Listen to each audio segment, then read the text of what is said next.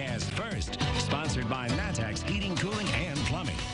All right, once again, we are dealing with fog. Let's take a look at our camera network here. You've got Decatur, and you can see here in Champaign on the Roofing Dog iNet how we've got some of the fog, but it's really thick there in Decatur. So let's go ahead and take a closer look at that camera. And you can see, well, barely seeing those lights in downtown Decatur that we typically can see. So that's an issue. Once again, if you're heading out, be careful with the very limited visibilities that we've got across the area here tonight. That visibility is actually down to near zero in some locations. Currently 29 in Champaign. It's also a freezing fog. We've been there before. You know what that's like. Could create a few slick spots. We'll talk more about the chilly temperatures, how long the fog sticks around when we come back. WCIA 3 News starts right now. Now from WCIA 3 News. People haven't been able to dine in restaurants for a while because of COVID-19 restrictions. How long it could be before you can sit down at your favorite place. And one school district decided to bring kids back into the classroom, what students and teachers can expect with their hybrid learning. And an inmate died from COVID-19 in Vermilion County. How many days it took to report it? You're watching your local news leader. This is WCIA 3 News at 5. We want to wait it out for a little bit longer. Many of you have been asking the big question, when will indoor dining return? Good evening, I'm Paul Cicchini. And I'm Jennifer Roscoe. People in Region 6 could be able to eat inside a restaurant in 2 weeks, but there's a lot that goes into that decision. We've told you before about how our state is divided into regions. This whole area from Watseka down to Olney and from Decatur to Danville, that is Region 6 that we're talking about. WCIA 3's Courtney Bunting live in our newsroom. So Courtney, what is this decision based on? Well, Jennifer, we all know one of the big factors, of course, is positivity rate, but that's not everything. Health officials always wait about 2 weeks after major holidays to see if cases go up at that time. They expected them to be up, though, a few weeks after Thanksgiving, and luckily that didn't happen, at least in Region 6. Region 6 actually has stayed below the 12% positivity rate threshold for 27 days. But that doesn't mean Central Illinois won't see an increase for Christmas and New Year's. Health officials want to make sure they don't make the call to reopen too early. The way the state is putting it to us right now is that they don't want to be in a position of, yo-yo back and forth. So you open it up for a few days, a few weeks, and then you see the number of cases go up, and then now you are again, asking them to be put back in mitigation. This is still something the state has to decide. They're the ones making the call. But that being said, we've already seen areas make the call on their own. Sangamon County, for example, in Region 3, rolling back those Tier 3 rules this past weekend.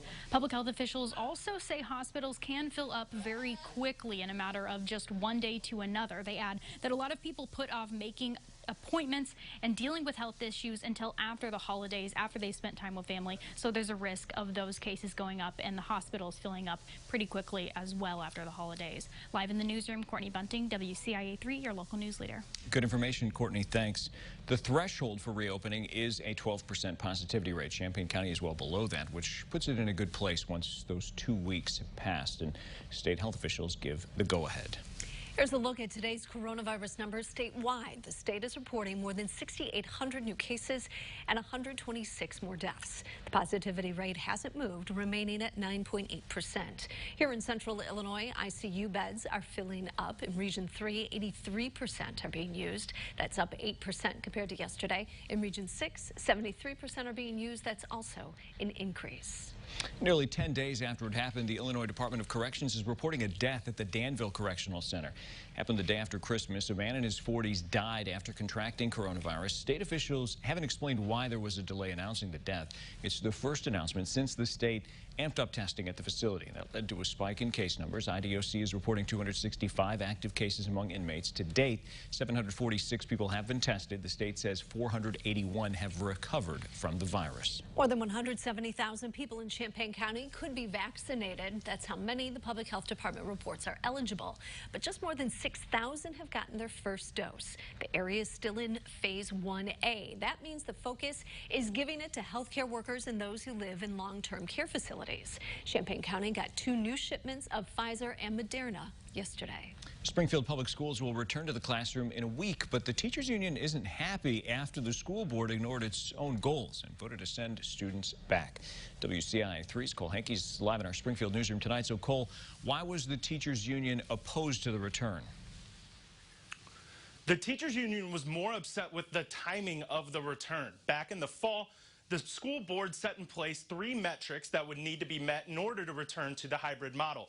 But the board voted last night 4-3 to return to the classroom despite only meeting one of those 3 metrics. Now, those metrics included case positivity rate as well as total number of cases per 100,000 people in the county. The teachers union president called the decision by the board wildly unscientific, but Superintendent Jennifer Gill says the district will just need to adapt as more information comes available.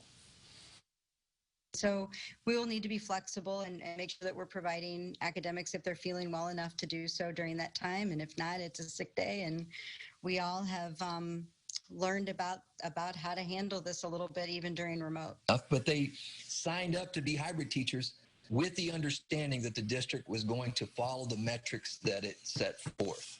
And that rug was pulled out from underneath them last night.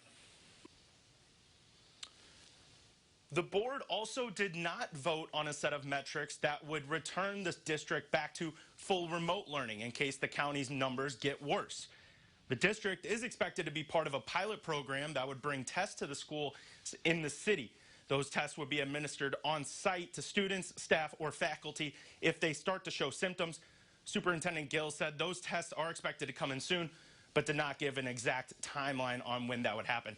The school board's next meeting isn't until February. That's when they would officially be able to vote on that return to remote learning. But the school board president said if the numbers do get worse quickly, that he would call an emergency meeting to deal with the matter if needed. Reporting in Springfield, I'm Cole Hankey, WCIA 3, your local news leader. All right, Cole, thanks for that update. Now, the district returns on January 12th. It'll be a hybrid learning model. As Cole said, students can decide whether to learn remotely or in person. Teachers will teach both remotely and in person. A man accused of beating his son has pleaded guilty to battery charges. Seth Nashlin was arrested last year after he took his then 2-month-old to the hospital. The baby had brain injuries, broken ribs, and bruising. He told police he hurt the child after he got frustrated. Champaign police are still looking for leads in a murder investigation. Lisa Lewis was shot and killed in her car last Monday at the Nantucket apartment complex. Her son told us she was getting ready to go to work. Police are asking anyone with information about what happened to call them or Crime Stoppers. Decatur police are investigating now. A 27-year-old man was shot in the neck and leg. It happened at the intersection of East Sedgwick and South Jasper Streets. And that's been the scene of several shootings. If you have any information, please call police. A case against the city of Danville that accused police of using excessive force during an interaction with a man with autism has been settled. Court documents filed Monday show a judge dismissed the case. The complaint said in 2017 a counselor called an ambulance for 29-year-old Kyle Hubre, and police tased him while he walked down a wheelchair ramp. Now, the suit described him as confused and nonverbal, while police described him as increasingly violent. A few details about the terms of the settlement were released, but a family lawyer said the money was around $115,000. A new year sometimes brings changes along with it. 2021 is bringing new political maps. The federal government gives wide latitude to states on to how to draw their lines. How that could affect where you can vote in the future.